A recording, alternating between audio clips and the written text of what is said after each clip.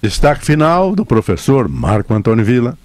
Eu acho que uma pergunta que todos nós nos fazemos todo santo dia é se, no Brasil, o Estado Democrático de Direito está a serviço do crime. É paradoxal, absurda a pergunta, incabível? Não, parece, né? Nós temos uma longa tradição autoritária na história do Brasil.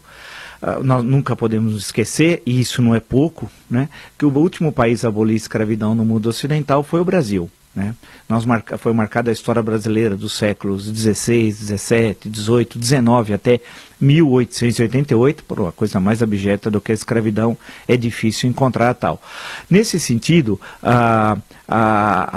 quando vem a República, imaginava-se que seriam criados novos hábitos no Brasil, haveria um processo de democratização, etc. Tal. Isso na chamada República Velha, entre aspas. A Primeira República, entre 1889 e 1930.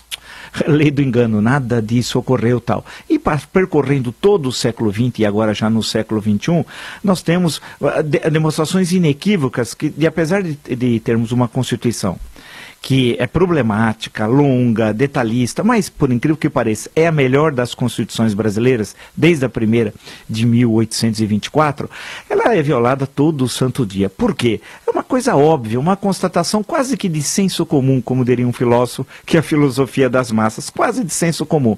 Se há tanta corrupção, vamos ficar só nesse terreno, no desvio de recursos públicos, no município, no Estado, na esfera federal, tal. Se há tanta corrupção, como é possível dizer que o Estado Democrático de Direito está consolidado ou que as instituições funcionam plenamente? Se tal ocorresse, é um raciocínio óbvio, de lógica formal, não precisa ser nenhum gênio da raça para dizer assim, se funcionasse não teria corrupção.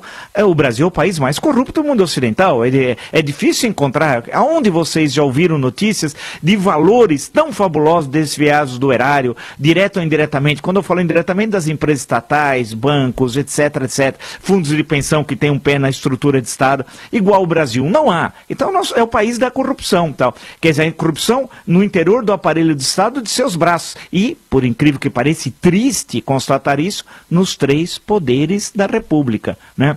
Nesse sentido, dizer, olha, o Estado Democrático de Direito funciona muito bem, as instituições estão indo muito bem, as investigações estão ocorrendo, mas aonde estão os presos? Como é que o poder corrupto faz a coação para impedir que a investigação ocorra?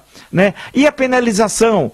E os mecanismos de controle dos recursos de Estado? Quando é que os mecanismos internos, as corregedorias, por exemplo, criariam mecanismos no Estado e nas empresas estatais, bancos estatais, para impedir que esses fatos se repitam? E será que a corrupção não continua no aparelho do Estado? Agora, nesse minuto, não esteja alguém recebendo propina? Não é difícil imaginar e supor afirmativamente que nesse segundo alguém está recebendo alguma mala de dinheiro, uma transferência eletrônica, algum favor ilícito do Estado. Portanto, infelizmente, nós caminhamos na nossa vida independente. Daqui a pouco, agora em 2022, nós vamos completar 200 anos de vida independente. 200 anos de vida independente. 2 séculos. Não é possível imputar os nossos problemas à colonização ibérica, como alguns até hoje falam.